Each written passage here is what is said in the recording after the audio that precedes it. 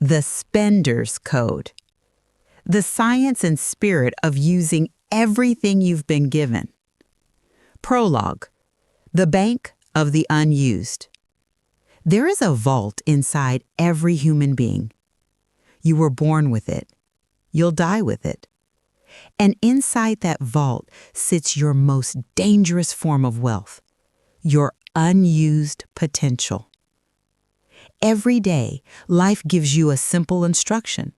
Spend. Spend your ideas. Spend your voice. Spend your energy. Spend your faith. Because what you don't spend begins to rot. Potential left unspent doesn't stay neutral. It decays into regret. It hardens into frustration. It whispers at night, asking what could have been. Walk through a graveyard someday, not in silence, but in imagination. Hear the music never composed. See the companies never started. The sermons never preached. The love never expressed. The inventions that died in notebooks.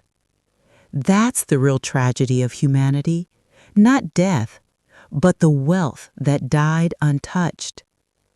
We were never designed to hoard potential. We were designed to circulate it. You are not a storage unit for gifts.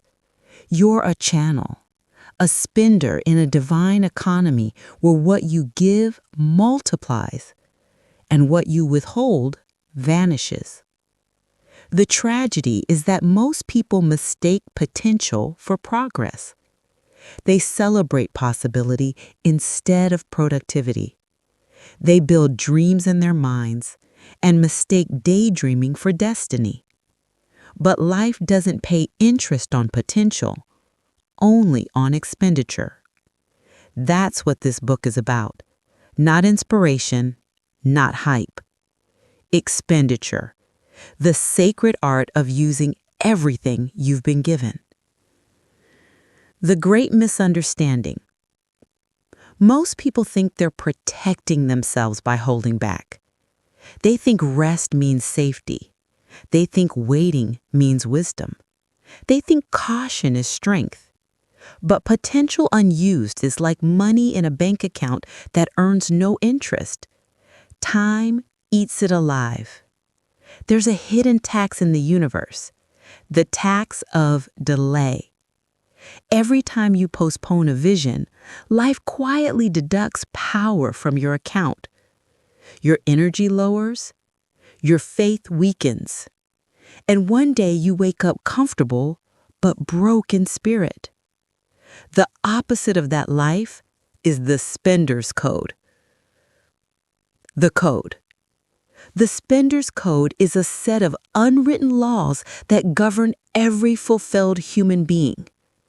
It's the discipline of complete utilization. It's how ordinary people transform themselves into miracles of output, not because they were special, but because they spent everything they had while they still had time. A spender doesn't save their best work for tomorrow. They release it. They iterate. They adjust in motion. They understand that potential is divine currency. It only gains value when it circulates. The living equation. Every day of your life, you are exchanging something. Time for mastery. Energy for impact. Ideas for progress. Courage for creation. You're the economist of your own destiny. You decide what gets invested and what gets wasted. And if you understand the code, you'll learn how to spend yourself wisely, to live at full capacity without burning out, to create daily without running dry, to give everything and still overflow. The bank will close someday.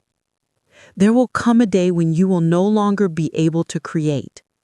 Your ideas will fade. Your body will weaken. The vault will close. and whatever is left unspent will be buried with you. So the question is simple. Will you live as a saver of potential or as a spender of purpose? Every page of this book is designed to teach you how to spend your potential like a master investor, to use your time, talent, and energy so precisely that when your story ends, there will be nothing left to give back to the earth, because you will have spent it all. Chapter 1. The Hidden Wealth Inside You. Understanding the true nature of your inner assets. Most people underestimate what they carry. They think greatness is something you acquire, a title, a degree, an opportunity. But the truth is simpler and far more dangerous. You were born loaded. From the moment you took your first breath, you were equipped with a vault of raw materials, ideas, instincts, talents, sensitivities, and callings designed to create value in the world. Some call it potential, others call it destiny. But in the language of the Spender's Code, it is wealth, inner currency that demands circulation. You are not empty trying to become full.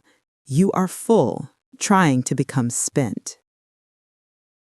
The paradox of hidden wealth. The problem isn't that people are poor in talent, it's that they are blind to their deposits. You've been taught to look outside for power, to wait for perfect conditions, better tools, or someone's validation. But the truth is simpler and far more dangerous. You were born loaded. From the moment you took your first breath, you were equipped with a vault of raw materials, ideas, instincts, talents, sensitivities, and callings designed to create value in the world. Some call it potential, others call it destiny. But in the language of the Spender's Code, it is wealth, inner currency that demands circulation. You are not empty trying to become full.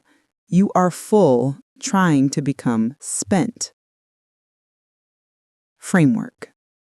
The inner economy equation. In the code, your potential wealth is composed of 4 spendable currencies. Energy, your life force, how much effort, focus, and emotion you can invest daily. Creativity, your ability to generate, connect, and express ideas. Skill, the technical capacity you've refined through repetition. Faith, the invisible belief that fuels bold action. When any of these sit idle, your inner economy stagnates. But when you spin them in balance, energy fueling creativity, creativity sharpened by skill, skill empowered by faith, you activate compound growth. Potential multiplies only through circulation. Real-life example. The street photographer. In Lagos, a young man named Emmanuel used to walk the streets with a broken camera. He had no sponsors, no degree, and no platform, just a vision to show the beauty in everyday African life. He began taking photos on his phone, selling prints for 2,000 naira apiece to tourists. Today, his work hangs in galleries across Europe. What changed? Not resources, awareness. He stopped seeing himself as poor and started seeing himself as loaded, not with money, but with perspective. He applied the Spender's Code principle. Use what you have even if it looks small, because everything multiplies in motion. The mirror test. Stand in front of a mirror tonight and ask, what abilities have I been hoarding? What ideas have I left unexpressed? What part of me have I been saving for someday? Because someday is not a date, it's a graveyard of unused gifts. Your mind, your experiences, your scars, they are all assets. Your pain can become curriculum. Your mistakes can become mentorship. Your story can become strategy. Nothing in your life is meant to be wasted. Activation steps. Spend what you have. List your hidden assets.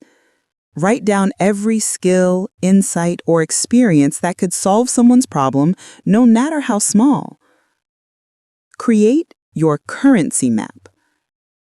Identify which of your 4 currencies, energy, creativity, skill, faith, are underused and how you can deploy them today. Launch a micro move. Don't plan big. Start small. Publish one idea, help one person, build one version. The act of expenditure unlocks more supply. Track emotional return, not external results. Ask daily, did I spend something of myself today? The feeling of exhaustion mixed with peace is the sign of alignment. Closing reflection. You are not trying to become something, you're trying to release something. The richest version of you is already waiting to be spent. The first step is to stop treating your gifts like souvenirs and start treating them like currency. You don't need more time. You need to begin the circulation. Chapter 2. The interest rate of delay. Why the longer you wait to use your gifts, the more expensive it becomes. Time is not neutral. It's the most ruthless banker in the universe. Every moment you postpone what you're meant to do, life charges interest, not in money, but in momentum, energy, and clarity. Every delay you think is harmless has a price. A dream deferred is a dream depreciating. A gift ignored is a talent taxed by fear. A calling postponed is a destiny with late fees. You may not see the charge on paper, but you feel it. In the restlessness that won't let you sleep. In the quiet frustration that keeps rising, even when things look fine. In the way joy seems to leak out of your achievements, drop by drop. That's the interest rate of delay, and it compounds daily. The hidden cost of waiting. When you delay your purpose, you lose clarity because ideas fade when not acted on. You lose confidence because self-trust erodes in procrastination. You lose capacity because muscles not used grow weak. You lose opportunity because timing is the invisible currency of success. Potential expires not because time runs out, but because energy cools off. The moment you feel the fire to do something, that's the window of ignition. Ignore it long enough, and your system recalibrates to comfort. That's when potential begins to rot quietly, disguised as preparation. Real-life example, the unwritten book. In 2012, a young woman named Ada started writing a book about her life as a cancer survivor. She said she'd finish it when the time is right. Years passed. In 2018, another author released a similar story. It went viral, translated into 10 languages, and changed lives worldwide. Ada read it and wept, not because the author stole her idea, but because life had simply moved on. Her voice, her story, her moment, gone. Delay doesn't steal your gift. It simply gives your moment to someone else who's ready. The law of compounding momentum. Momentum behaves like compound interest. Every small act today builds exponential returns tomorrow. Every delay today multiplies resistance tomorrow. In physics, momentum equals mass times velocity. In life, it equals clarity times action. The clearer and faster you move, the more unstoppable you become. That's why the Spender's Code demands movement, not perfection. Even imperfect execution earns interest. Waiting to be ready costs more than failing early ever will. Real life example, the MEST invention. In 1989, a British engineer named Tim Berners-Lee proposed an idea to connect information across computers, the World Wide Web. At the time, other engineers dismissed it as too experimental. Many of them had similar ideas but waited for official approval, bigger funding, or better timing. Tim didn't wait. He built a prototype himself and rewrote human civilization. Those who hesitated weren't less intelligent. They were simply paying the interest rate of delay. ID framework, the delay debt equation. Let's define it simply. Delay debt equals clarity times energy times time lost divided by courage to act. Each day you delay a meaningful action, you accumulate invisible debt. You owe yourself the version you could have been if you had started when the idea arrived. That's why some people, even when they finally succeed, still feel empty. They're celebrating with borrowed time, repaying a spiritual loan that could have been avoided. The physics of now. Everything decays in stillness. Dreams are like fire. They need oxygen, action, to stay alive. You can't store passion indefinitely. It evaporates when not expressed. There's a reason every major awakening in history began with a sudden decision. The Wright brothers didn't wait for perfect conditions. They launched planes with bicycle parts. Mark Zuckerberg didn't wait for graduation. He built Facebook from a dorm room. Dr. Ngozi Okonjo-Iweala didn't wait for the world to believe in African economic reform. She acted, and the world caught up later. Every world changer learned to make urgency their discipline. Activation steps.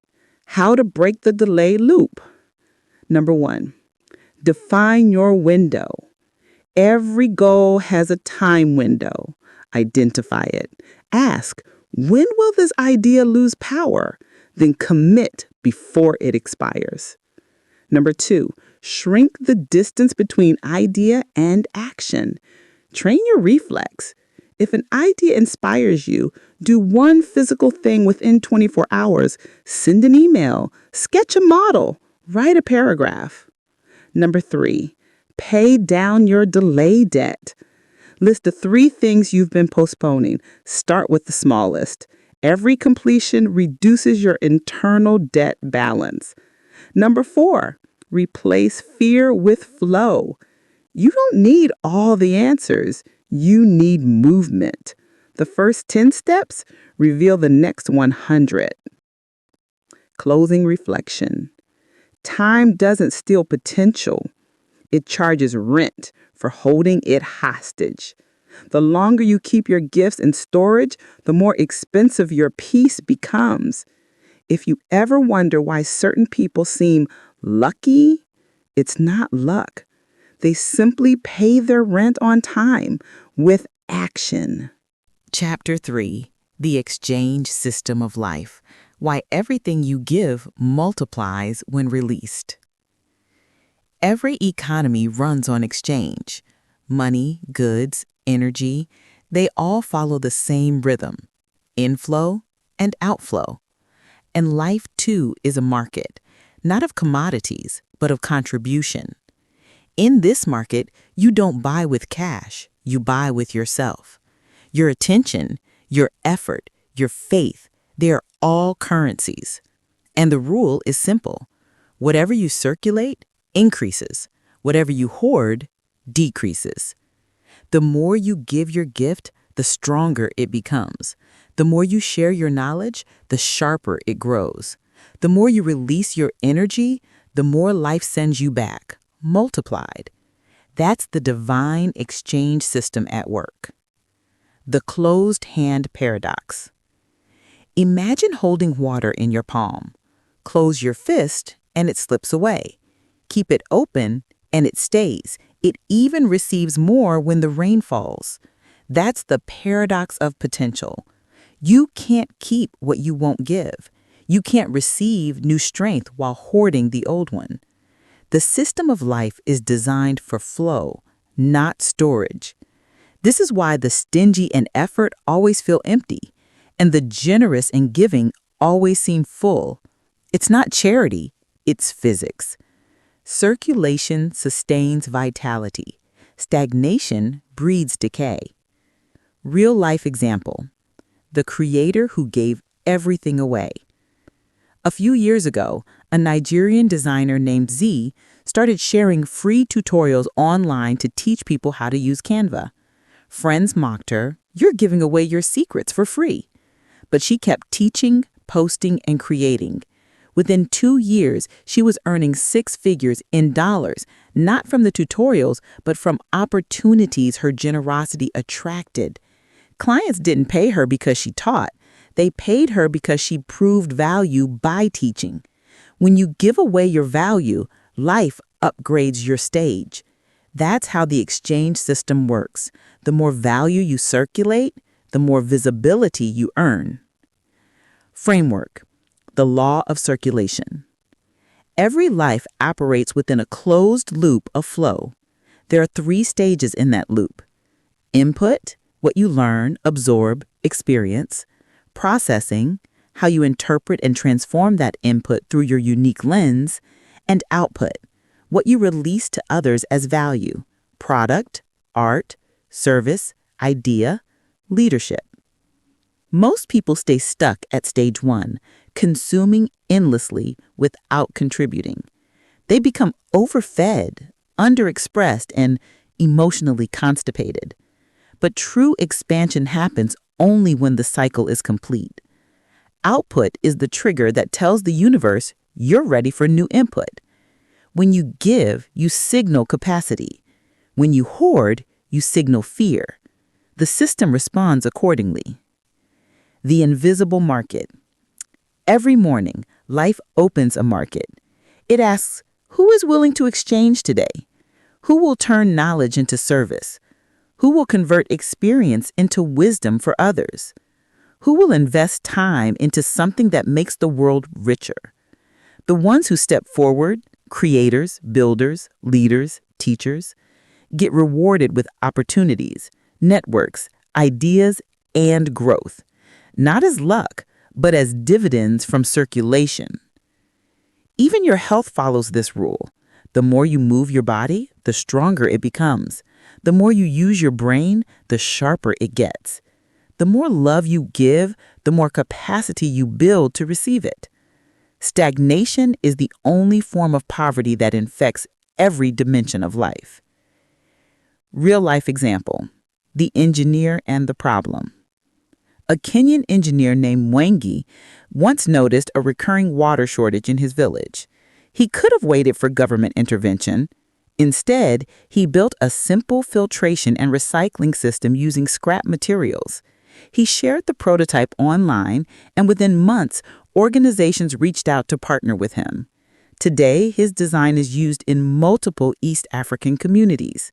He didn't just solve a problem, he circulated potential. And the system rewarded him with more reach, resources, and recognition. That's the math of the universe.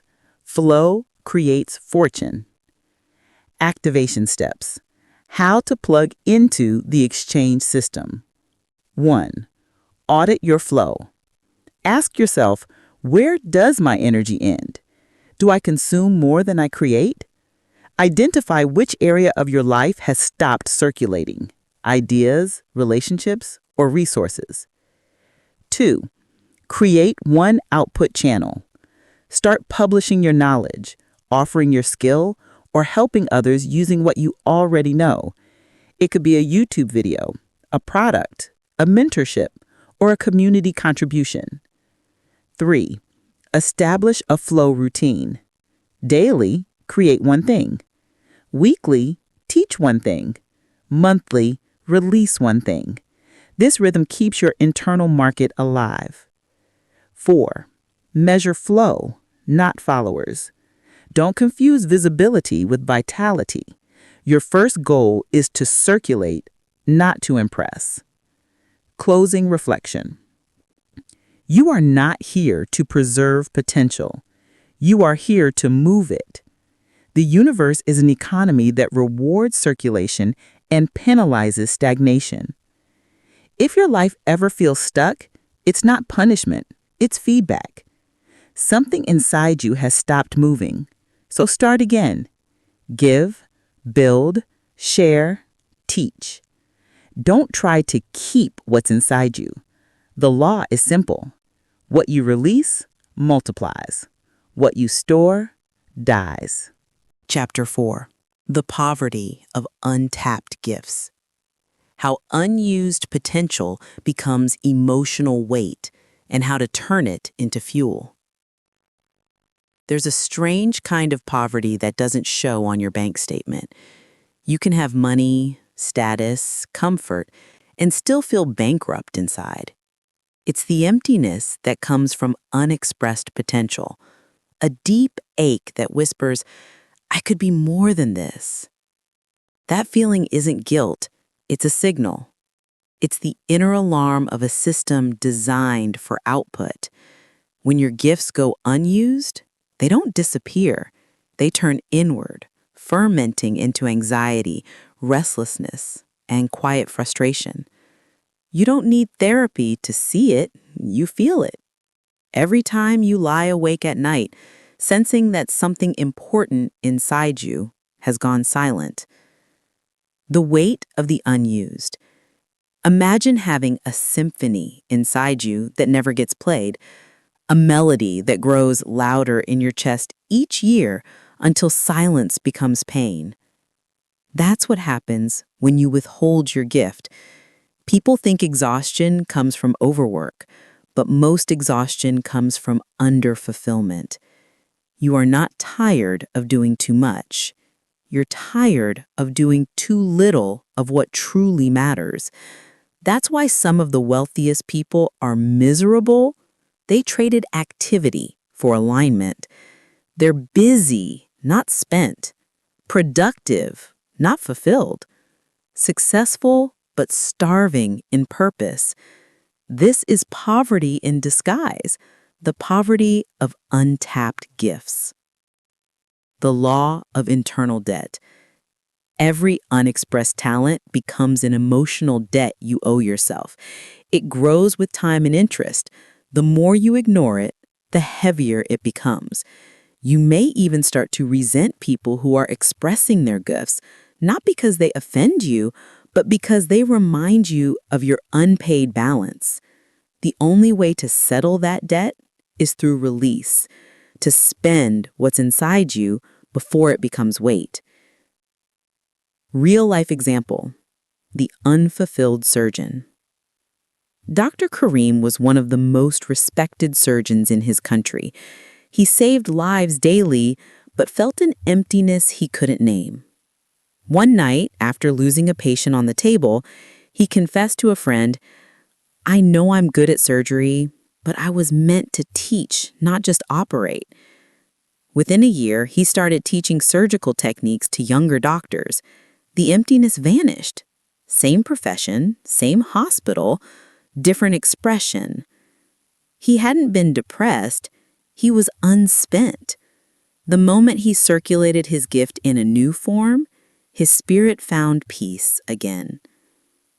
The energy of expression. Expression is a pressure valve for potential. When you create, you release emotional tension. When you contribute, you reset your nervous system. When you withhold, pressure builds, and that pressure leaks into anger, comparison, and self-doubt. That's why the happiest people are not the most rested, but the most used. They wake up tired, but fulfilled, because being spent is the highest form of peace. Framework: the gift utilization cycle. There are 4 states of potential in every human being. 1. Dormant. You have it, but don't recognize it. 2. Acknowledged. You see it, but don't act on it. 3. Activated. You're using it inconsistently. 4. Circulating. You've built rhythm, mastery, and flow. The longer you stay in states 1 or 2, the poorer you feel internally, regardless of your external success. The moment you transition to 3 and 4, joy returns, not as happiness, but as alignment. Your emotional wealth is tied directly to your expression rate. If your inner economy stops moving, your spirit will feel bankrupt. Real-life example: the artist who lost her voice. Amara was a gifted painter who stopped creating after her marriage failed. She told herself she needed healing time. Months became years. Her canvases collected dust. She began feeling depressed and disconnected. One day, she took out her old paints and started again. Not for profit, not for display, just to move the energy. In that moment, she remembered who she was.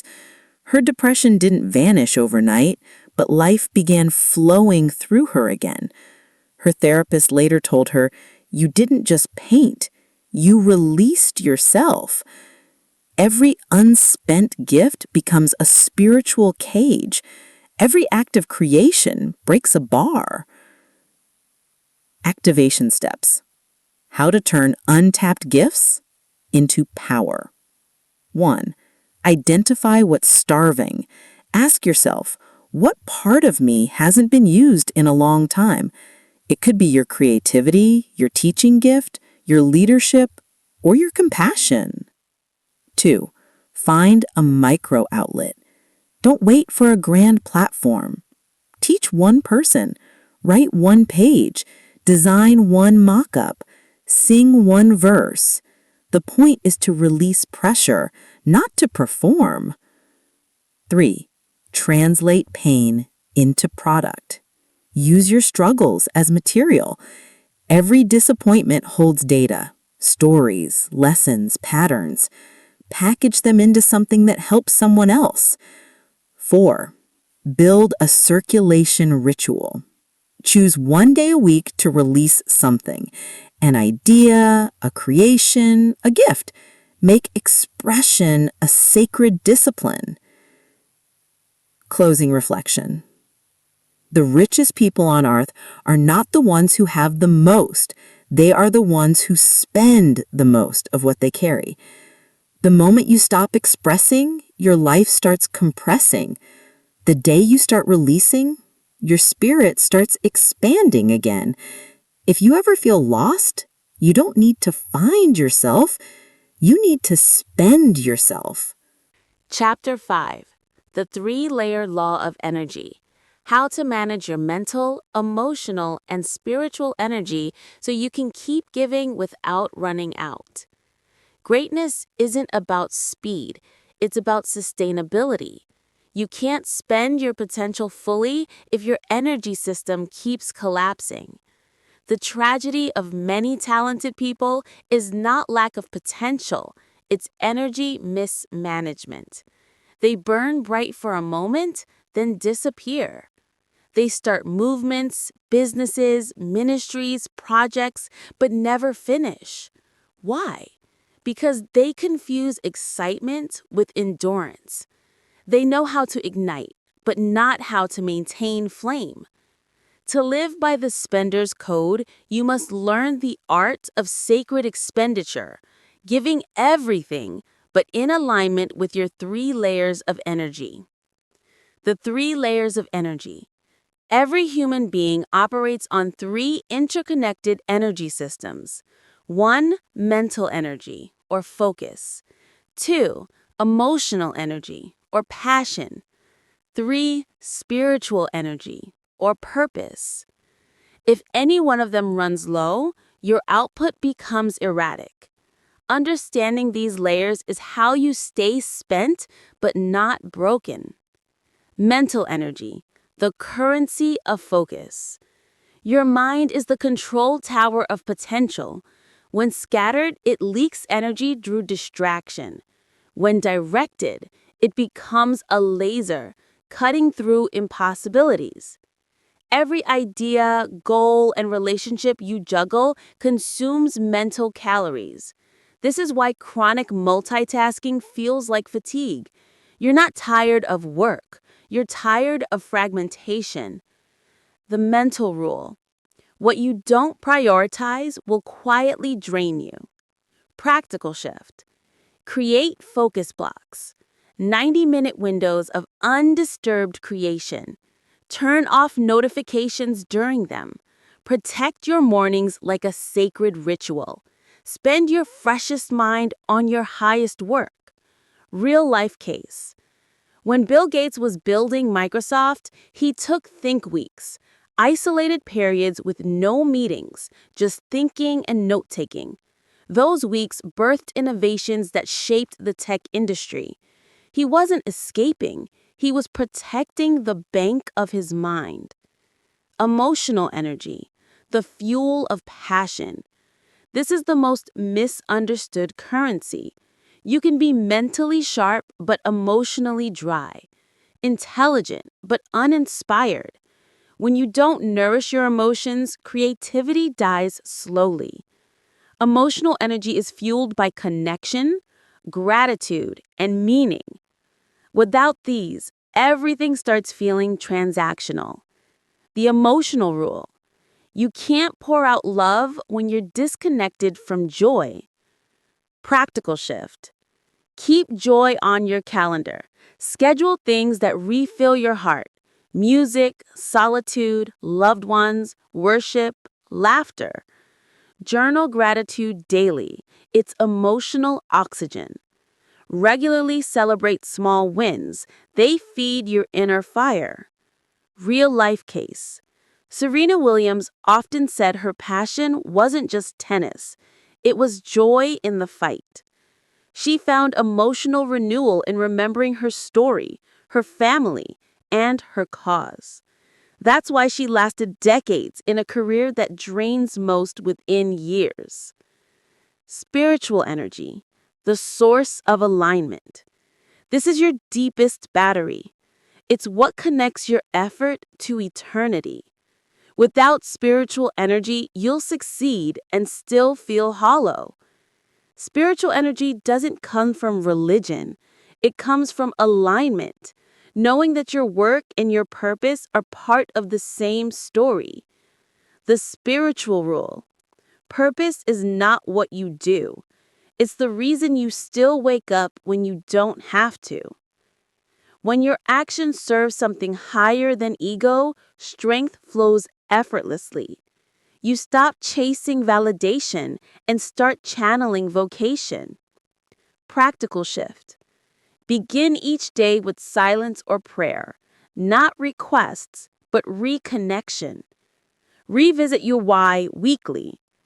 Ask yourself before big decisions: will this drain or deepen my spirit? Real life case: Mother Teresa once said, "I'm just a pencil in the hand of God." That's spiritual alignment, the ability to keep giving because the source is infinite. The flow equation: total energy equals mental plus emotional plus spiritual minus leaks. Your output doesn't depend on how much energy you have, but on how much you don't waste. Energy leaks through unclear goals, mental leak; toxic environments, emotional leak; misaligned pursuits, spiritual leak. A spender doesn't just give, they give wisely. They plug leaks before they pour out. Real life example: The Burned Out Founder. Tunde, a young entrepreneur, built a six-figure business in 18 months. But by year 2, he was exhausted. He started resenting his dream. When asked what happened, he said, "I gave everything to the business except space to breathe." He rebuilt differently, with structure, rest, and spiritual anchoring. His company tripled revenue while he worked fewer hours. He stopped performing potential and started living it. Activation steps, the energy calibration routine. 1. Audit your leaks. Write down what drains you most mentally, emotionally, and spiritually. Eliminate or reduce one from each category this week. 2. Recharge intentionally. Design daily rituals that refill each layer: reading or focus work, mental; gratitude or laughter, emotional; prayer or meditation, spiritual. 3. Spend from overflow, not deficit. Never serve from exhaustion. Fill first, then pour. The code rewards sustainability. 4. Set energy boundaries. Learn to say no, not from selfishness, but stewardship. Protect your vault. Closing reflection. You don't run out of energy because life is hard. You run out because you forgot to recharge. Your potential is infinite, but your capacity is limited until you learn to manage the layers that power it. You were not designed to break down while giving. You were designed to light up the world without going dark inside. Spend yourself, but keep your battery plugged into the source. Chapter 6. The Economy of Focus. How to invest your attention like capital and create more progress by doing less. Every empire begins with attention. Every downfall begins with distraction. Focus is the spiritual currency of achievement. It's how invisible ideas become visible impact. Without it, even the most gifted people stay broke in results, rich in dreams, poor in execution. Most people are not defeated by lack of resources. They're defeated by attention poverty. They scatter their energy across too many goals, voices, and screens, and then wonder why nothing compounds. To live by the spender's code, you must learn to spend attention like money. Track it, budget it, invest it where returns are guaranteed. The law of diminishing focus. Every time you switch tasks, you lose a fraction of your cognitive energy. Psychologists call it context switching. The more you divide your attention, the less depth you give any single thing. And depth is where mastery hides. When you multitask across 10 goals, you're not planting seeds, you're sprinkling dust. Progress requires concentration, not variety. The mind is a spotlight, not a floodlight. You don't need more hours. You need fewer leaks. Real life example: the master carpenter. In Ghana, a carpenter Min Kwame used to build everything: chairs, doors, tables, roofing frames.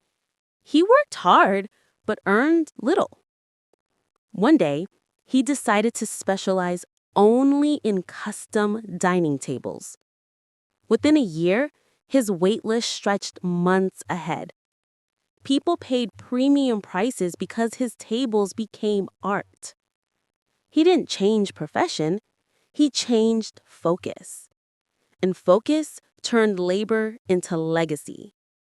Framework: the focused investment portfolio.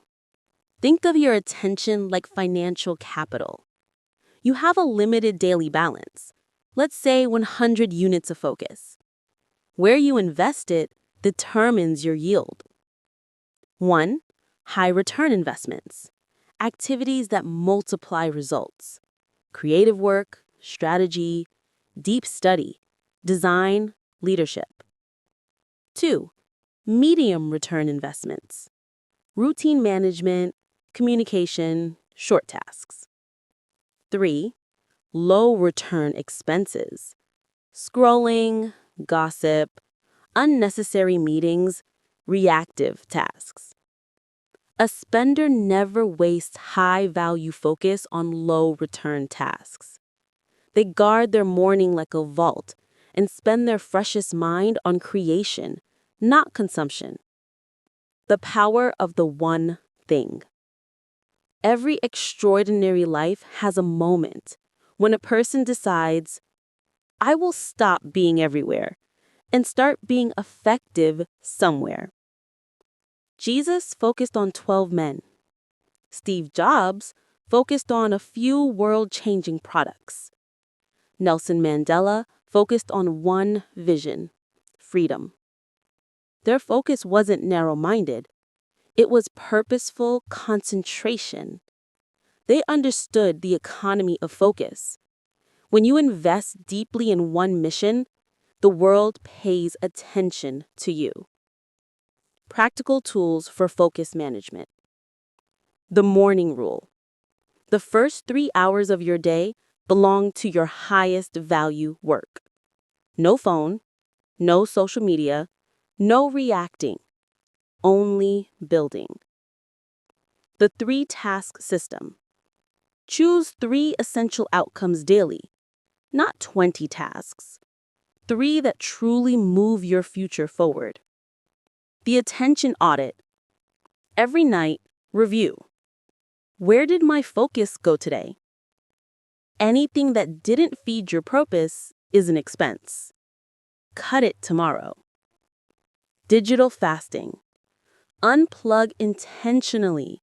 Spend at least 1 day weekly offline to reset clarity. Real-life example. The coder and the noise. A young developer named Tayo used to code with music videos playing, chats open, and notifications pinging. He thought he was multitasking efficiently. Then one month, he turned everything off. 1 hour a day of pure focus. He finished more in those 30 hours than in the previous 90. He learned what the Spender's Code calls depth efficiency. Fewer hours, deeper work, higher yield. The law of compounded focus. Just as money compounds through interest, focus compounds through consistency. 10 minutes of deep focus daily builds mastery faster than 10 hours of scattered attention monthly. Each focused day adds invisible layers to your craft. Each distracted day adds invisible friction to your progress. Focus is not an act, it's an economy. The more you invest it intentionally, the wealthier your results become. Activation steps. Building a focus economy. 1. Set focus budgets. Allocate hours for deep work, shallow work, and rest, and stick to them. 2. Create a distraction tax. Every time you break focus for something irrelevant, fine yourself. Donate 100 naira or do 10 push-ups. It builds awareness. 3. Design your environment. Remove physical and digital clutter. Simplicity creates clarity. 4. Track your yield. Every week, review what your focused hours produced. Content, decisions, ideas, outcomes. Adjust your focus portfolio accordingly. Closing reflection. Focus is the gatekeeper of potential. The difference between a scattered genius and a world changer is not talent, it's attention. Your energy will follow your focus, and your destiny will follow your energy. If you want to multiply your potential, Stop trying to do more. Do less, but do it with absolute presence. You can't spend your potential wisely until you learn to spend your focus deliberately. Chapter 7: The Multiplier Habit. How small, consistent actions create exponential results, and how to expand your capacity daily. Every gift begins as potential. But potential, no matter how grand, dies without rhythm. Talent may start the journey, but habit finishes it. The world doesn't reward what you occasionally do with passion. It rewards what you consistently do with precision. If the economy of focus taught you where to spend your energy, then the multiplier habit teaches you how to make that energy compound. The myth of the big leap. Most people wait for one big moment, the viral post, the big break, the investor, the miracle. But success is rarely a leap. It's accumulated inches. The great illusion of our generation is instant visibility. Everyone wants to be seen, but few want to become seasoned. They chase eruption, not evolution. But greatness doesn't explode, it accretes, layer by layer, day by day, habit by habit. Consistency is the interest rate on your potential. Every small deposit compounds into greatness over time. Real-life example: the guitarist's secret. A musician named Ifeanyi once decided to master the guitar. Instead of practicing for hours once a week, he played just 20 minutes a day, every day, for 3 years. By year 1, he was fluent. By year 2, he was composing. By year 3, he was touring. People called him gifted. He wasn't, he was compounding. Daily deposits turned into lifetime dividends. That's the multiplier habit. Framework: the 1% rule. If you improve any area of your life by just 1% daily, in 1 year you won't be 365% better. You'll be 3,778% better thanks to compound growth. Small progress is not small, it's geometric. Every repetition increases skill, sharpens intuition, and lowers resistance. The code is simple. Do something small daily that your future self will thank you for. The habit loop of mastery. There are 4 stages of habit transformation under the Spender's Code. 1. Trigger: the cue that initiates your action. Example: morning alarm. Start writing 1 paragraph. 2. Action: the simple behavior itself. Keep it so small that laziness can't refuse it. 3. Reward: the emotional return, pride, satisfaction, peace. Acknowledge it to train your brain. 4.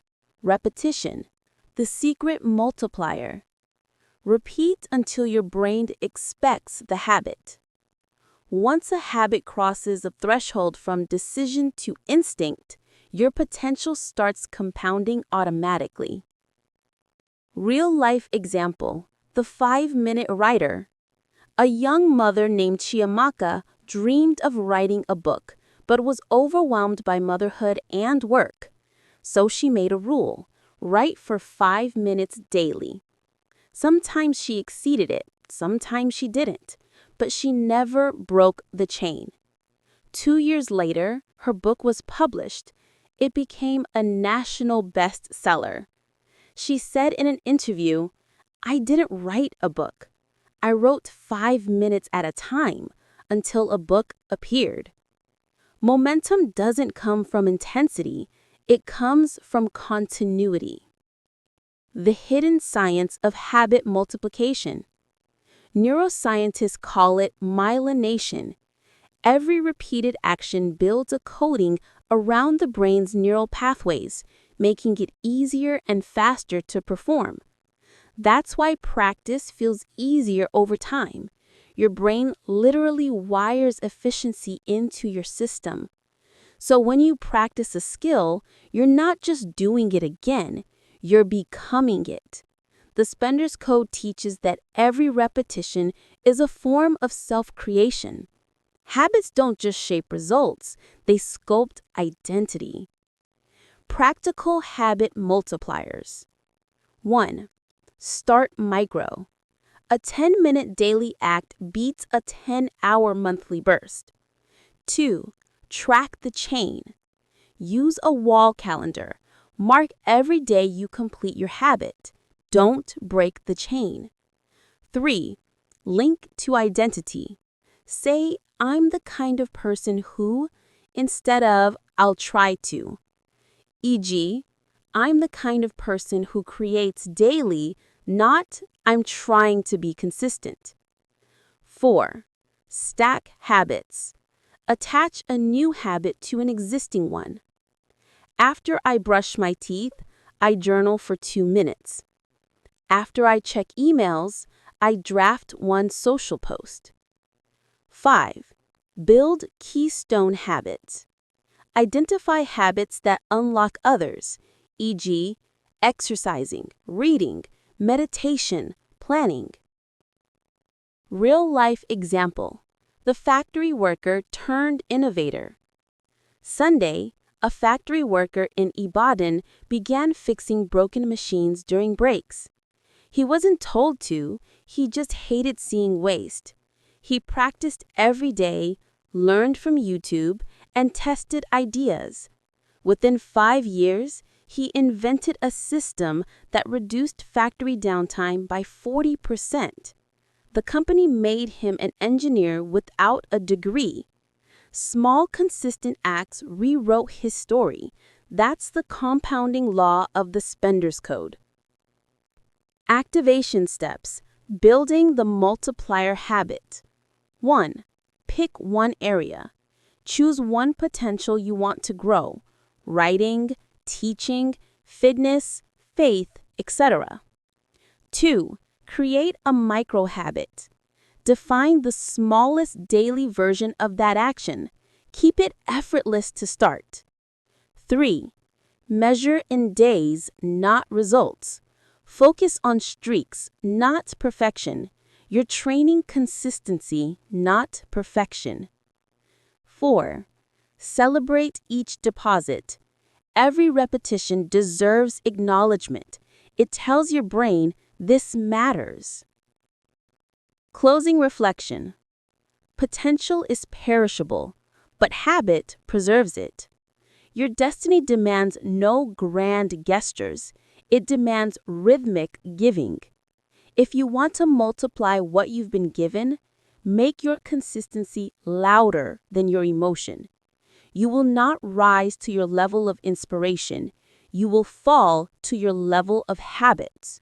So build habits that keep you rising. Chapter 8. The Power of Creative Waste. Why perfection is the enemy of progress and how releasing imperfect work accelerates growth and opportunity. There is a hidden fear behind every unfinished dream. What if it's not good enough? That single thought has buried more ideas, businesses, books, songs, and inventions than failure ever did. The world is full of gifted people who never released anything. Artists who kept editing, writers who kept planning, entrepreneurs who kept tweaking, waiting for perfect timing, perfect feedback, perfect versions. But perfection is a trap.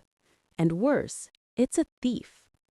In the Spender's Code, perfection is defined as creative hoarding, holding back what should have been released, polished, improved, and multiplied through feedback. The waste that creates wealth.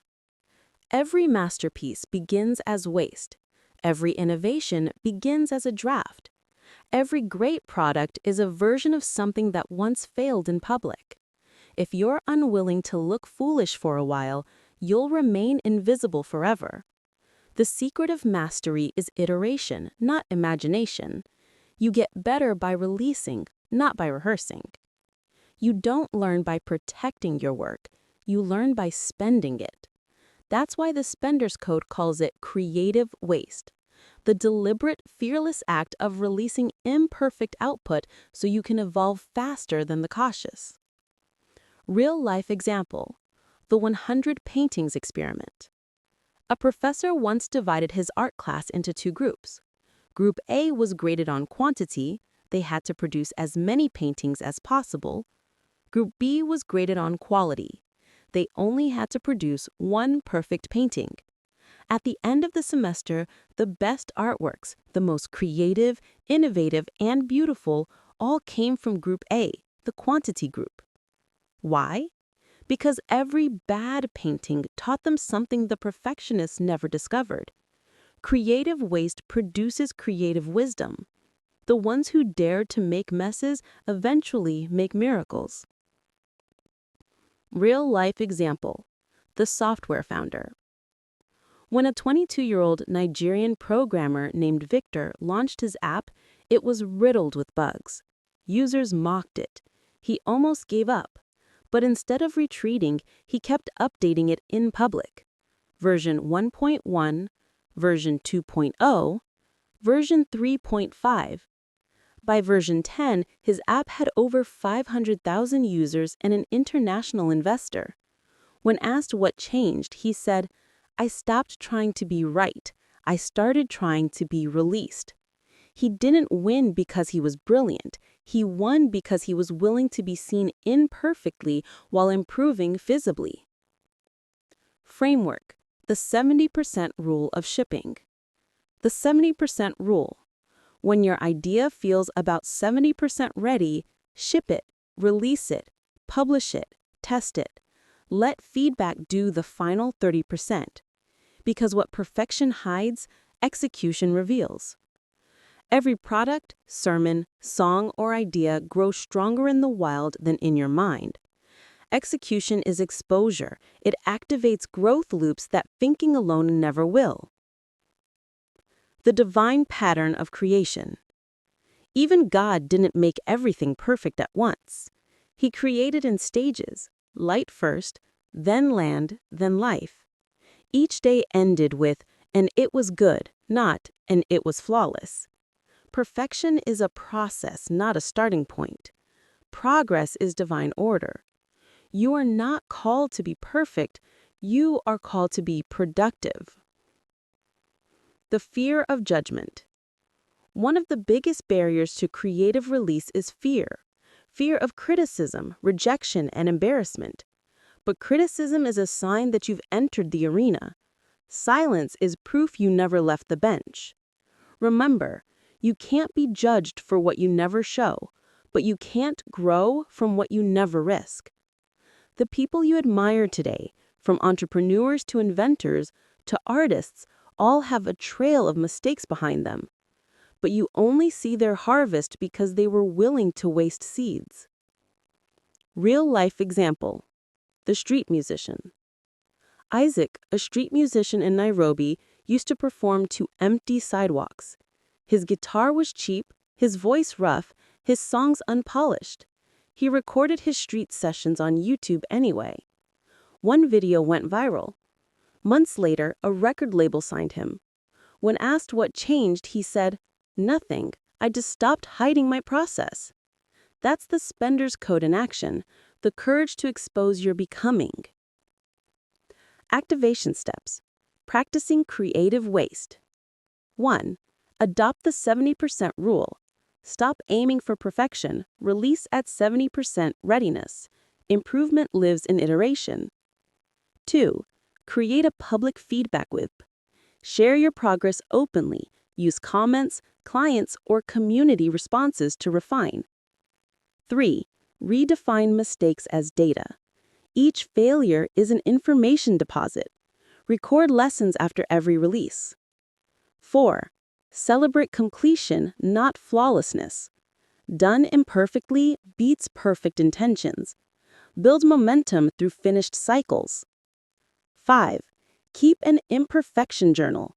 Note the projects you avoided due to fear. Start one this week badly.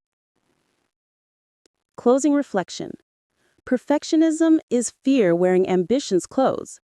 It whispers, wait until it's better, while life whispers, start so it can become better. Nothing grows in storage, not ideas, not faith, not skill. Growth happens in circulation. If you want to live fully spent, you must make peace with imperfection. Because in the divine economy of life, your waste today becomes your wisdom tomorrow. Chapter 9. The Altar of Effort. How consistent, wholehearted work invites divine partnership and why excellence is the language of faith. Every truly great life is built on an altar. Not an altar of religion, but of effort. Effort is the incense that rises from earth to heaven. It's how you say to life, I'm serious. It's how you tell God, I'm ready to multiply what you gave me. In the Spender's Code, there is no success without sacrifice, because until your sweat touches your gift, your potential remains theory, untested, unproven, untrusted. The spiritual law of effort. The universe does not respond to talent. It responds to proof of investment. Dreams are currency, but effort is the receipt. It's the law that says, nothing truly comes alive until you've given a piece of yourself to it. You can pray for ideas, but you must work for impact. You can believe for growth, but you must labor for excellence. Faith builds the foundation. Effort builds the walls. Real-life example, the potter and the clay. In a small town in Kaduna, an old potter named Bala taught his apprentices a lesson. He said, you cannot shape clay without fire, and you cannot shape life without sweat. Every time they rushed their work, their pots cracked in the kiln. One day he told them, effort is not extra, it's the evidence of love for the craft. That's the essence of the Spender's Code. Your work is your worship. Your effort is proof of your gratitude for the gift. The altar principle. Every true altar has two elements. Sacrifice, something costly must be placed upon it. And fire. Transformation only happens through burning. When you give your best energy, focus, and diligence to your purpose, you place your gift on the altar. Then the fire, grace, favor, opportunity responds. But most people reverse it. They want fire before offering. They pray for visibility before consistency. They want divine blessing before human discipline. It doesn't work that way. Even miracles respect effort. When God multiplied the loaves, someone first had to bring bread. Framework, the effort equation. Effort equals faith in motion times skill in action times consistency over time. Faith in motion means believing enough to start, even before clarity. Skill in action means refining your ability with repetition. Consistency over time means refusing to withdraw the sacrifice. The more complete your equation, the stronger your results. You can't cheat the math of effort. Shortcuts always collapse under success. Real-life example. The athlete who outlasted talent. When Usain Bolt was in training, his coach once told him, talent wins races, but effort wins careers. Many athletes had equal speed, but none matched his devotion. Bolt trained 6 hours daily for races that lasted under 10 seconds. Those who saw the gold medal never saw the altar behind it, the sweat, the pain, the repetition. Every victory in life has a hidden altar beneath it. Effort as evidence of faith. Faith is not what you say you believe. It's what you keep doing when results are delayed. Every time you keep working when no one claps, every time you show up when no one's watching, every time you improve when no one's paying, you are declaring to heaven, I believe in the seed you gave me. In that moment, your effort becomes worship, and heaven multiplies whatever you place on the altar. Practical habits for building the altar. 1. Work from gratitude, not pressure. Don't grind to prove, grind to honor. Gratitude fuels endurance. 2. Set rituals of excellence. Decide one area where your work will always exceed expectations: presentation, delivery, or quality. 3. Treat repetition as worship. Every repeated act refines you. Don't resent the process, respect it. 4. Master your Mondays. Begin each week with intensity and prayer. The rhythm of your start shapes the flow of your output. Real-life example: the street vendor who built an empire. In Accra, Amma sold snacks by the roadside for 15 years.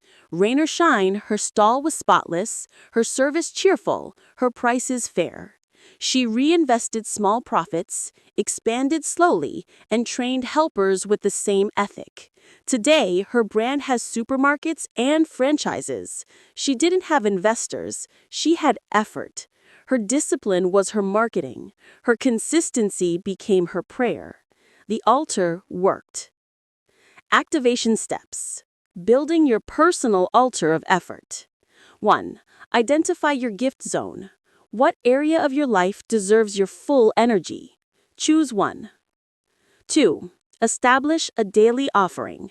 Commit a fixed number of hours to that work daily and protect them ruthlessly. 3. Refine one thing weekly. Improvement is the highest offering. Upgrade something small every week: your system, your quality, your tone. 4. Track the fire. Keep a record of breakthroughs that came after your extra effort. You'll see a divine pattern emerge. Closing reflection. Heaven honors effort. Grace responds to grind. Faith without work is not faith, it's fantasy. Your gift will never reveal its true capacity until it meets sweat. So build your altar. Give your best. Burn daily, beautifully, purposefully. Because in the end, the only fire that sustains your dream is the one you light yourself. Chapter 10: Building a Life That Demands Your Potential. How to design environments, goals, and pressure that pull the best out of you instead of waiting for motivation. Most people wait to feel ready before they rise. They pray for motivation, inspiration, or the right time. But those who live by the spender's code don't wait for readiness. They build demand strong enough to force readiness out of hiding. Greatness is not born from comfort. It's summoned by necessity. When your environment, your goals, and your responsibilities are structured to demand your highest version, you stop negotiating with potential. You activate it. The law of demand and expansion. There's a universal law that says potential expands in proportion to pressure. Gold doesn't shine until fire demands purity. A seed doesn't grow until soil demands emergence. And humans don't evolve until responsibility demands growth. Your environment, physical, relational, emotional, is either extracting your potential or sedating it.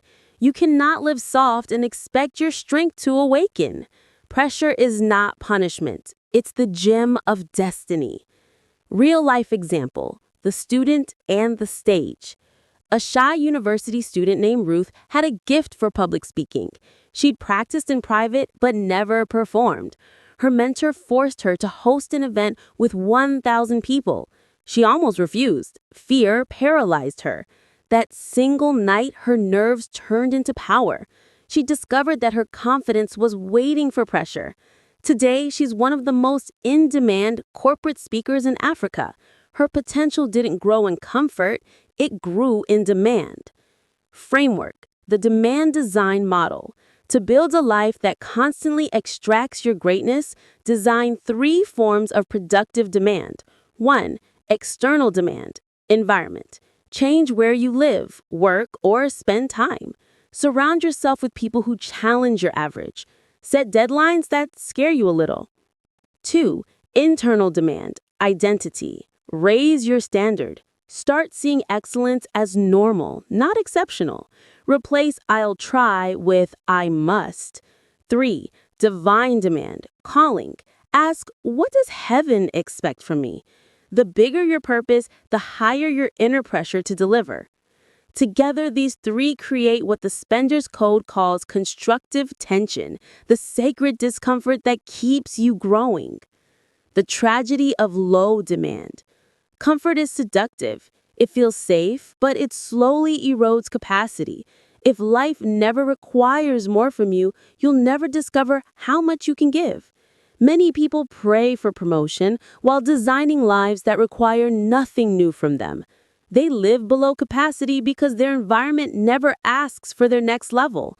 But the universe only funds expansion when it detects demand. Even God multiplies need, not convenience. 5 loaves fed thousands because hunger demanded heaven's intervention. The more pressure you can sustain, the more potential you can unlock. Real-life example, the marathoner's mind. Kenyan marathoners train in high altitudes for a reason. The air is thinner, the oxygen scarcer. They make breathing harder on purpose because when they return to sea level, what used to be difficult becomes easy. That's life design.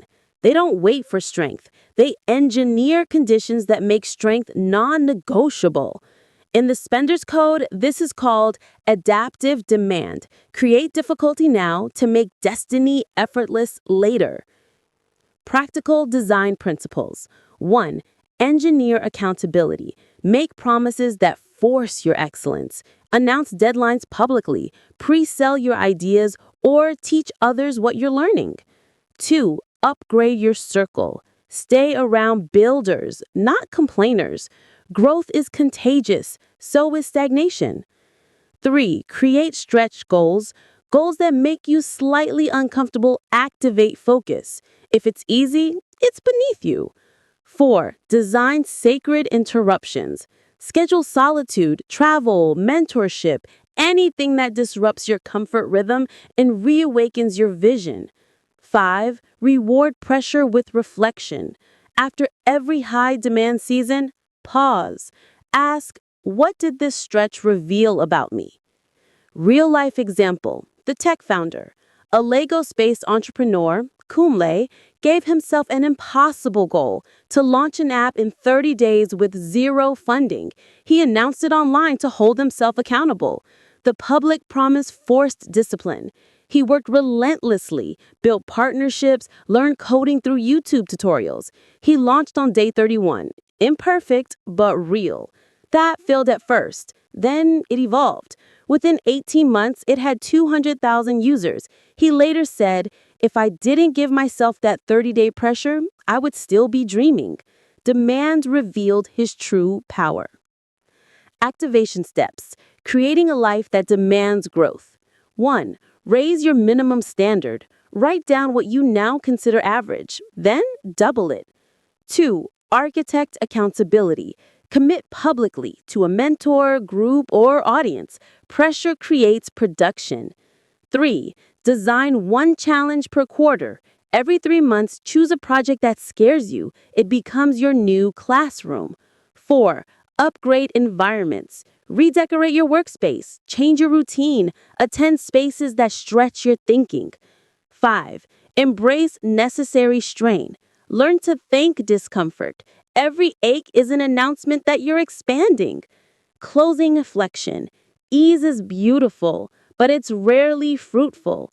Potential dies in peace and blooms in demand. Don't wait for the world to need your greatness. Build a life that keeps pulling it out of you. Pressure is not your enemy. It's the personal trainer of your destiny. And when you stop running from it, you'll finally meet the version of you that was hiding inside it. Chapter 11, The Loop of Creation. How to turn every lesson you learn into lasting impact by moving through the create, apply, teach, repeat cycle.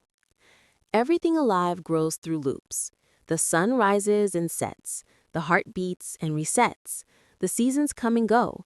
Creation itself moves in circles, not in straight lines. But most people live linearly. They start, stop, and restart. They create something once, then move on to something new, never realizing that growth isn't in starting new things, but in cycling old things until they become powerful. The law of creative circulation. The Spender's Code teaches that potential multiplies through circulation. You don't just create once, you loop it. Creation is not an event, it's an ecosystem. When you finish something, don't abandon it, evolve it. When you learn something, don't just apply it, teach it. When you fail at something, don't bury it, recycle the lessons. Every experience, success, or mistake is raw material for the next cycle. The 4 phases of the loop of creation. Create. Birth the idea. Put something new into the world. A product, a book, a design, a system, a message. Don't wait for validation. Creation is an act of faith. Apply. Test it in reality. Let the world challenge your idea. Use feedback as fertilizer. Apply your own lessons in the field of life. Teach. Multiply your wisdom. When you teach others, you anchor your own mastery. Teaching forces clarity. It transforms knowledge into wisdom. Repeat. Recreate at a higher level. Return to creation, but with more data, depth, and refinement. That's how iteration turns amateurs into experts, and experts into legends. Real-life example. The YouTube coder. A Kenyan developer named Faith began documenting her coding journey online. She didn't wait to be an expert, she simply shared what she was learning daily. Within a year, her videos taught thousands of beginners. Her small and perfect lessons became a global mentorship platform. Faith didn't just create, she applied, taught, and repeated. That loop made her indispensable. The world rewards those who circulate wisdom, not those who hoard it. The teacher's paradox. Most people think teaching is for experts, but the truth is the opposite. Teaching is how you become an expert. When you teach, you see your blind spots, you verbalize your process, you convert intuition into structure. The loop of creation turns experience into education, and education into expansion. It's how one person's journey becomes 1,000 persons' liberation. The power of repetition without repetition. In the code, repetition doesn't mean stagnation, it means refinement. Each time you repeat the loop, you're not going in circles, you're ascending in spirals. Like an artist who paints the same sunset every evening, each attempt is deeper, richer, more alive. Growth happens when you do the familiar with new awareness. Framework. The creation compass. Use this compass to turn every season of your life into a new creation loop. Stage. Question. Action. Create. What do I have to release now? Build or express something new. Apply. What did I learn from reality? Use your product, advice, or idea in real life. Teach. What did this teach me that could help others? Share insights publicly or privately. Repeat. What's the next evolution? Upgrade and relaunch the cycle. This compass ensures you never run out of purpose, because purpose is not found, it's renewed with every loop. Real-life example. The inventor who never stops iterating. James Dyson built 5,127 prototypes before creating his first successful vacuum. Each prototype was a loop. Create, apply, learn, adjust, repeat. He didn't fail 5,000 times. He compounded 5,000 lessons. That's how creation becomes currency, through looped persistence. Activation steps. Entering the loop of creation. 1. Pick a domain. Choose one area of your life where you'll apply the loop: business, art, teaching, or leadership. 2. Define the next creation. What's one thing you can release this month? Build it, write it, or start it. 3. Test and record feedback. Treat every response, positive or negative, as data. 4. Teach what you learned. Write a post, host a session, mentor one person, or document your lessons. 5. Repeat. Don't stop at version 1. Every completion begins another cycle. Real-life example, the street tailor turned educator. In Ibadan, Kehinde, a roadside tailor, began teaching apprentices to sew. He noticed patterns, mistakes his students repeated. He documented solutions, improved his methods, and launched an online course. Today, he runs a fashion academy with hundreds of students across Africa. He didn't add new gifts, he simply looped his existing one until it scaled itself. That's the magic of creation in motion. Closing reflection. Every season of your life has something to teach, something to apply, something to share, and something to refine. You don't need to start over. You need to start looping, because the people who seem endlessly creative are not gifted with more ideas. They simply learned how to recycle revelation into rebirth. When you live inside the loop of creation, you never run out of content, opportunity, or meaning because your life is the curriculum.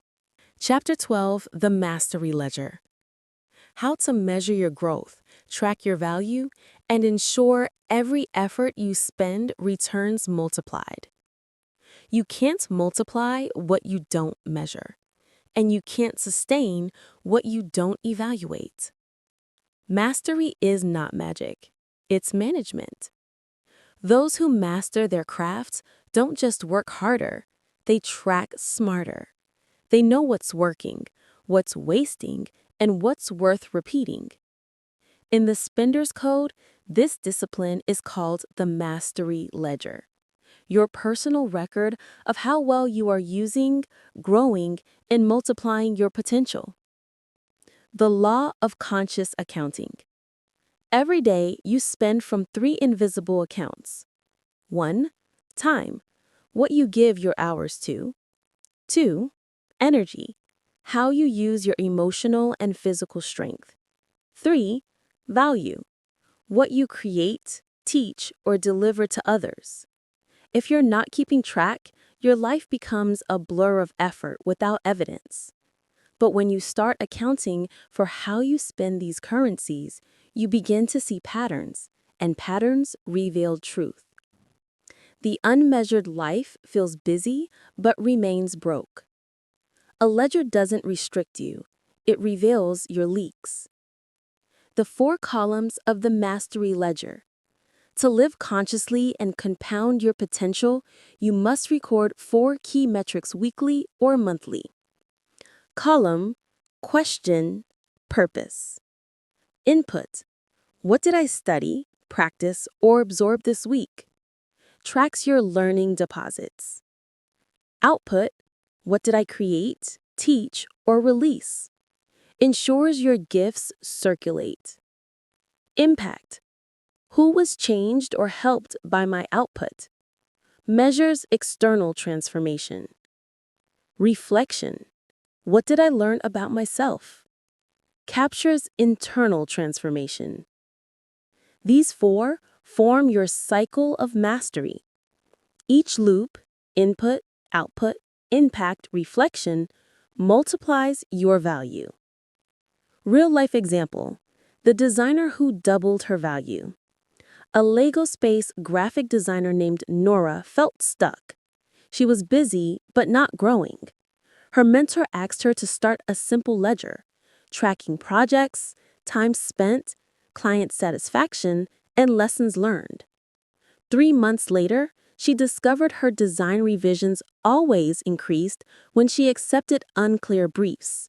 She changed her process, set better boundaries, and her revision time dropped 60%. Her income doubled without more hours. She didn't work harder, she worked measured. The Mastery Ledger Mindset. Every action is a data point. Nothing you do is random. It's either an investment or a loss. Emotion fades, evidence stays. Some days you'll feel unproductive. The ledger reminds you that consistency still compounds. Measurement protects motivation. Progress tracked is progress amplified. Seeing growth keeps your fire alive. Framework: the ROI of mastery. ROI equals results minus resources divided by repetitions. Results: what change or value did your work create? Resources: how much time and energy did it cost? Repetitions: how often did you perform the act? If your ROI improves over time, less energy for greater results, you are officially moving from potential to mastery. This is how professionals think. They don't guess growth, they quantify it. Real-life example: the street chef. Amos, a street food vendor in Nairobi, kept losing money despite high sales. He started tracking everything: customer flow, peak hours, ingredient costs, and leftovers. Within 2 months, he realized 70% of his waste came from over-preparing on slow days. He adjusted, and his profit margin rose by 40%. That's the mastery ledger in motion, turning observation into optimization. The hidden power of reflection. Measurement without reflection becomes mechanical. After every cycle, pause and ask, what drained me this week? What energized me? What results brought the most fulfillment? What can I automate, delegate, or delete? Reflection transforms data into direction. That's where wisdom compounds. Activation steps: building your mastery ledger. 1. Create a ledger. Use a notebook, spreadsheet, or Notion template. Label 4 columns: input, output, impact, reflection. 2. Record weekly. Spend 20 minutes every weekend filling it in. Progress loves patterns. 3. Review monthly. Identify what's growing, what's stuck, and what must change.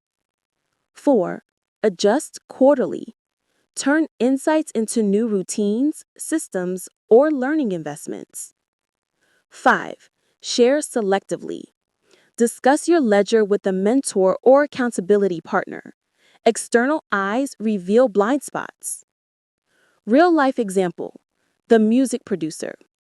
A music producer named Jide used to rely on inspiration. He started tracking hours spent in the studio, beats completed, and how many led to finished songs. He discovered a shocking truth: 80% of his most successful songs came from his least inspired sessions. He stopped waiting for mood and started respecting measurement. He now says, "My ledger became my mirror. I realized excellence is predictable when you record it." Closing reflection: you cannot scale what you cannot see, and you cannot master what you cannot measure. The spender's code doesn't reward effort alone. It rewards evaluated effort. So keep your ledger open, record your deposits, study your patterns, and refine your rhythm. Because the day you start tracking your progress is the day you stop losing your power. Chapter 13: The Community Bank. How to multiply your potential through collaboration, partnerships, and the power of shared growth. No one ever becomes great alone. Even the most self-made stories are never truly self-made. They're community-funded. Every destiny that flourishes is powered by people who exchanged value, belief, and effort across time. In the Spender's Code, this truth forms the community bank principle. Your potential grows in proportion to the quality of people you circulate it with. When you try to hoard knowledge, you add. When you share and collaborate, you multiply. The law of shared capacity. A single flame can light 100 candles without losing its fire. That's how human capacity works. Giving light doesn't reduce brightness, it increases visibility. Collaboration is not dependency, it's strategic amplification. When you work with others who carry complementary strengths, you build a network that extends your reach and doubles your results. You stop being a single bank of potential and become part of a living economy of brilliance. Real-life example, the Builder Circle. A group of entrepreneurs in Nairobi created a weekly Builder Circle. Each member brought one business challenge to the table. The others brainstormed solutions freely, no competition, just contribution. Within a year, 4 members had doubled revenue, one launched the product across East Africa, and another secured international investors. They didn't share capital, they shared competence. Each person's insight became collective leverage. That's the community bank at work, circulating wisdom until everyone profits. Framework: the 5 levels of the community bank. Level, description, what it does. Level 1, awareness. Knowing who around you carries value. Identifies your potential collaborators. Level 2, connection. Reaching out, engaging, and showing up. Builds relational trust. Level 3, collaboration. Working together on small, aligned goals. Tests synergy and reliability. Level 4, partnership. Merging systems, skills, or audiences. Expands reach and output. Level 5, legacy network. Investing in others and mentoring. Creates multiplication beyond you. Every person must decide how deep they want to go. You can't reach level 5 if you still compete at level 1. The hidden poverty of isolation. Isolation feels safe, but it's secretly expensive. It limits feedback, slows learning, and amplifies blind spots. People who insist on doing everything alone spend double the effort for half the outcome. Even nature refuses isolation. Trees in a forest share nutrients underground through root networks. The healthiest trees are the most connected ones. So are humans. Independence is power. Interdependence is multiplication. Real-life example, the Medical Innovators Alliance. A young biomedical engineer, Aurora, developed a low-cost diagnostic tool for rural clinics. Instead of guarding her idea, she formed a small alliance with 2 doctors and a logistics expert. Together, they refined the prototype, secured grants, and launched pilot projects. What she couldn't do in 2 years alone, the team achieved in 8 months. Her idea became an innovation because she learned the equation: potential times collaboration equals acceleration. How to build your community bank. 1. Identify value carriers. Make a list of people whose mindset, skill, or integrity you admire. Reach out, not to ask, but to exchange. 2. Contribute first. Don't start with what you can get. Offer what you have: insight, feedback, support, resources. Contribution is the deposit that earns relational interest. 3. Create shared wins. Build projects where everyone benefits. Co-host, co-build, co-teach. Shared success builds unbreakable loyalty. 4. Audit relationships. Not everyone fits the next season. Keep strategic alliances pure. High trust, high excellence, zero gossip. 5. Mentor and multiply. Every gift grows stronger when you invest it in others. Teaching someone what you know compounds your mastery. Real-life example, the Agricultural Collective. In northern Ghana, several small-scale farmers faced unpredictable yields. Instead of competing, they pooled resources, shared tractors, fertilizer, and research data. Within 2 years, their cooperative's output tripled, and they negotiated export contracts together. None of them could have achieved that alone. Their unity became a harvest multiplier. The currency of trust. Trust is the gold standard of the community bank. Without it, networks collapse. With it, value circulates at the speed of thought. Building trust requires 3 deposits. 1. Competence. Deliver results consistently. 2. Character. Keep your word even when it hurts. 3. Care. Invest emotionally, not just transactionally. When people trust your integrity, they open doors their money cannot. Activation steps. Depositing in the community bank. 1. Join or form a mastermind. Meet monthly with peers who share ambition and accountability. 2. Offer value weekly. Share one useful resource, contact, or insight with your circle. 3. Ask better questions. Instead of asking, "What can I get?" ask, "How can we grow together?" 4. Track your network ROI. Record the ideas, referrals, or growth your relationships produce. Your network should have measurable fruit. Closing reflection. You were never meant to be a lone spender of potential. You are part of a divine ecosystem, a human marketplace where value multiplies in connection.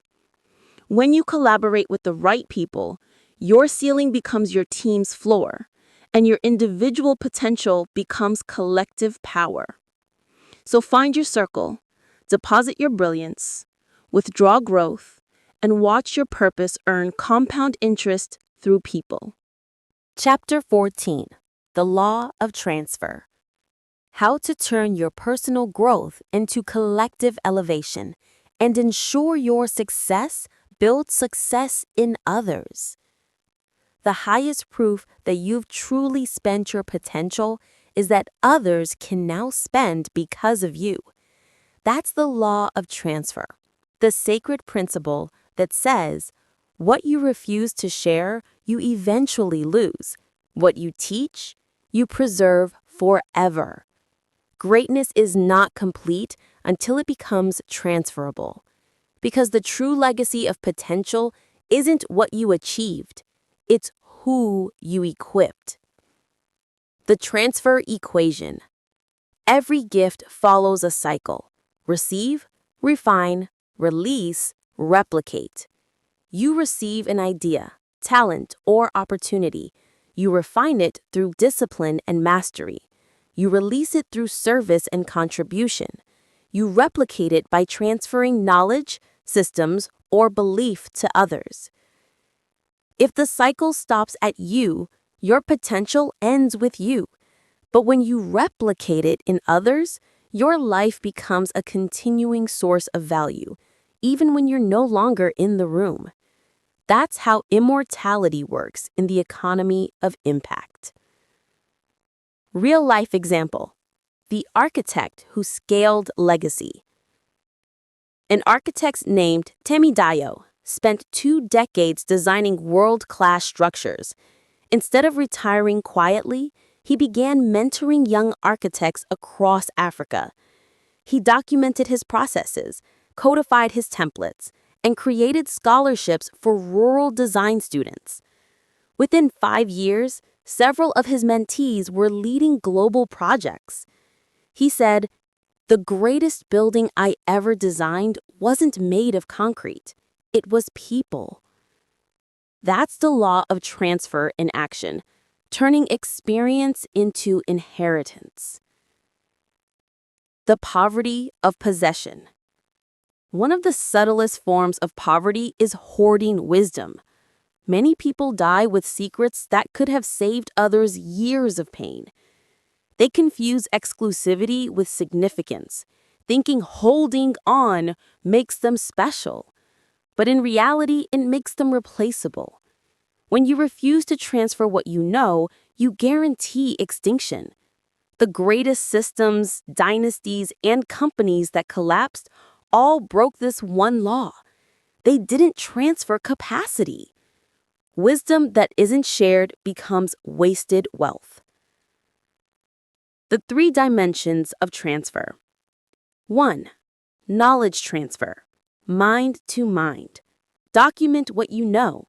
Create manuals, journals, notes, or tutorials. Knowledge that isn't captured will vanish when memory fades. 2. System transfer. Process to process. Build replicable frameworks. Don't just inspire, structure. When your methods are teachable, your impact becomes scalable. 3. Spirit transfer. Heart to heart. Model integrity, discipline, and faith. People don't just learn from what you say, they inherit who you are. The law of transfer only works when all 3 align. Teach the mind, train the hands, and touch the heart. Real-life example. The doctor who created a chain of healers.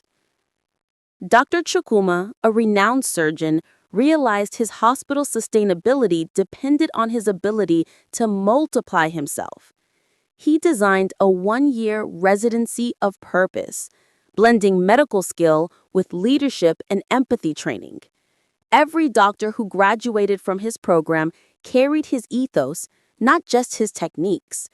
Years later, when he retired, his institution still pulsed with his DNA. He didn't just build a hospital, he built a heritage of healing. Idea framework. The 3T model of lasting impact. Stage, description, example. Teach. Share the principles behind your results. Train others or document your process. Trust. Empower others to execute without micromanagement. Delegate with belief, not fear. Transition. Step back strategically to create space for new leaders. Move from doing to overseeing and mentoring.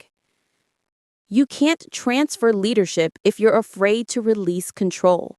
Letting go is how your influence becomes infinite. The legacy loop. Transfer doesn't just protect the next generation, it elevates you. When you mentor others, you sharpen your mastery. When you teach, you clarify your thinking. When you empower, you free your time for higher creation.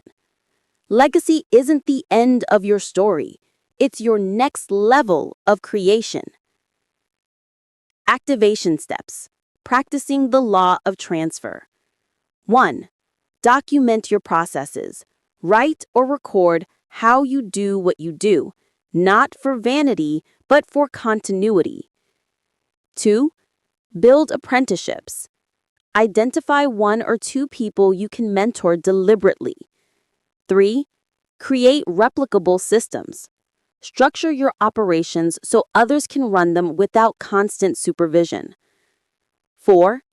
Empower, not enslave. Let go of power.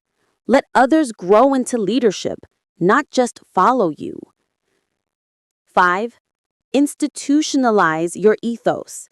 Write your principles, values, and standards down.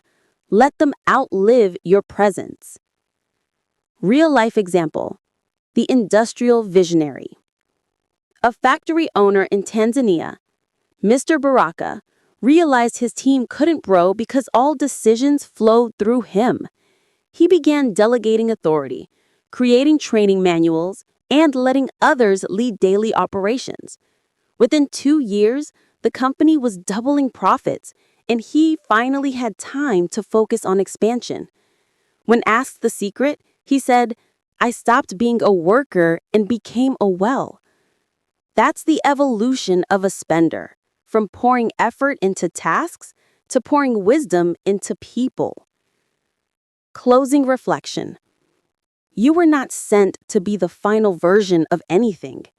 You were sent to be a bridge for others to cross. Your greatness isn't proven by applause. It's proven by continuity. If others can do what you once did, if your lessons are alive in people who never met you, then you've entered the highest economy of the spender's code, the law of endless circulation. Spend yourself so deeply that others spend freely because of you. Chapter 15, The Overflow Principle. How giving everything you have doesn't empty you, it expands your capacity and unlocks limitless flow. There's a sacred mystery running through the universe. Everything that flows stays full. The river never dries because it keeps moving. The heart never stops because it keeps beating. The light never dims because it keeps shining. You were created in that same pattern, designed to circulate, not conserve.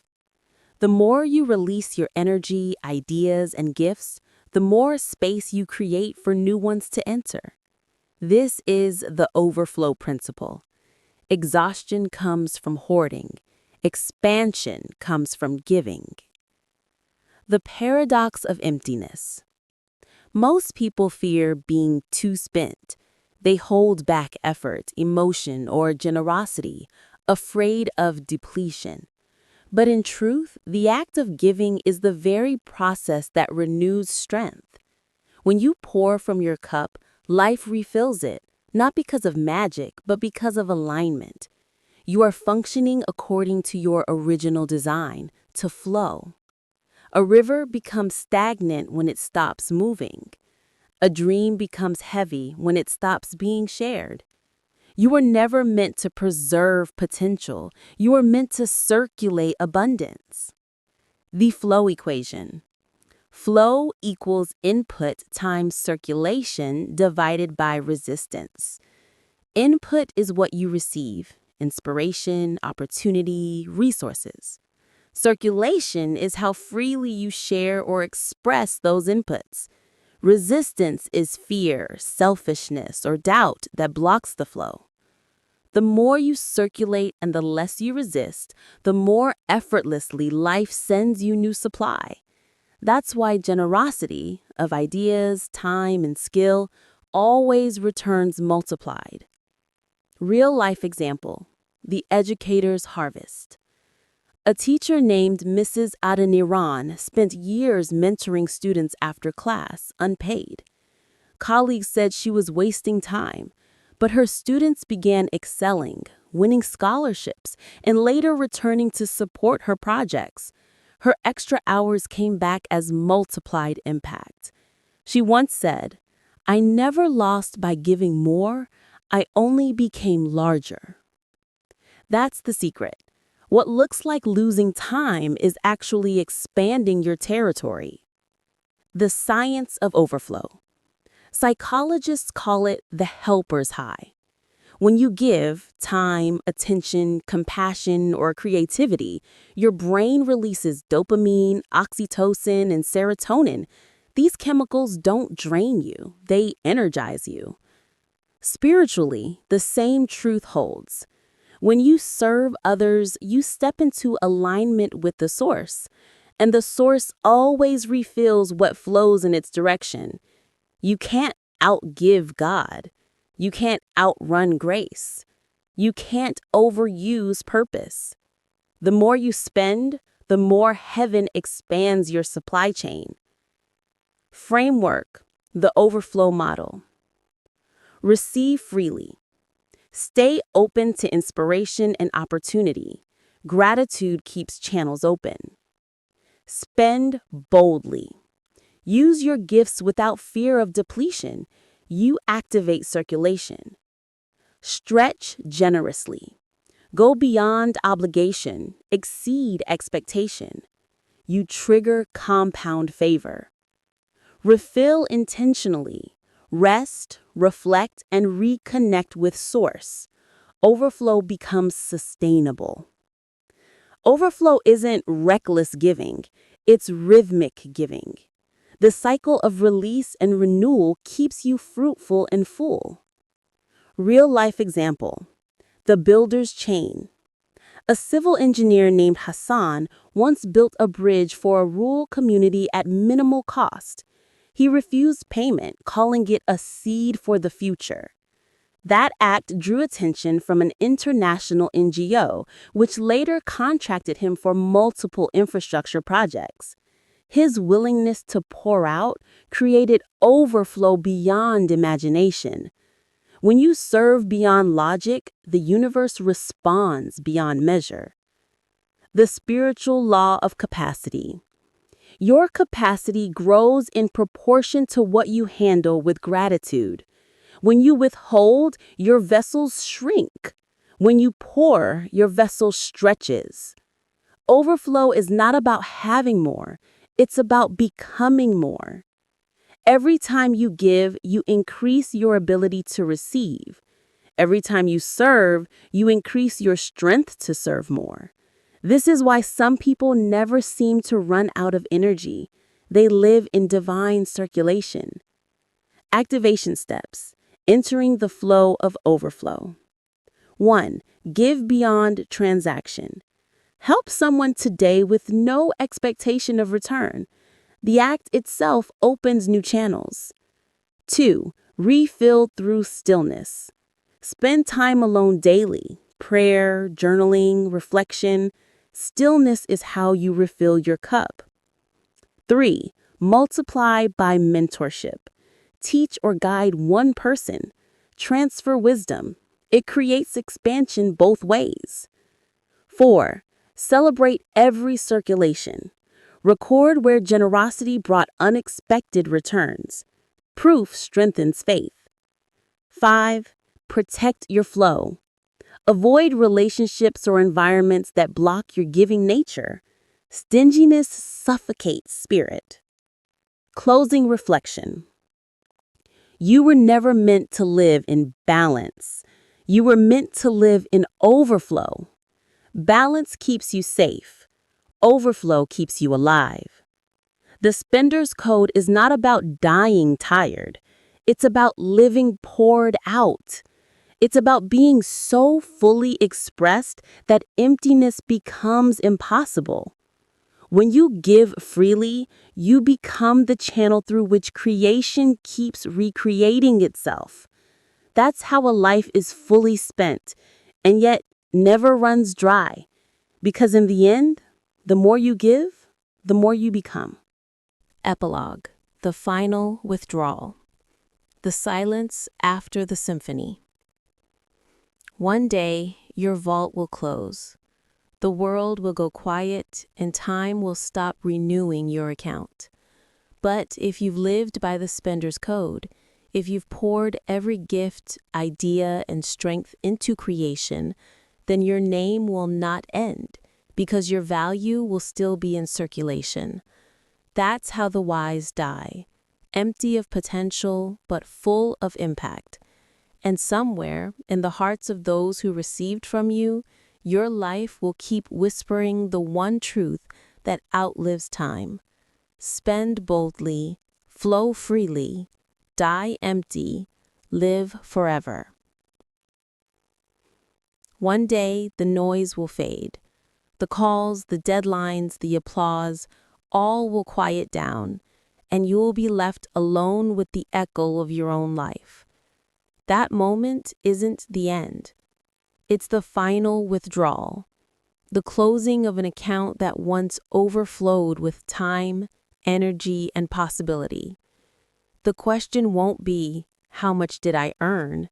It will be, how much did I spend?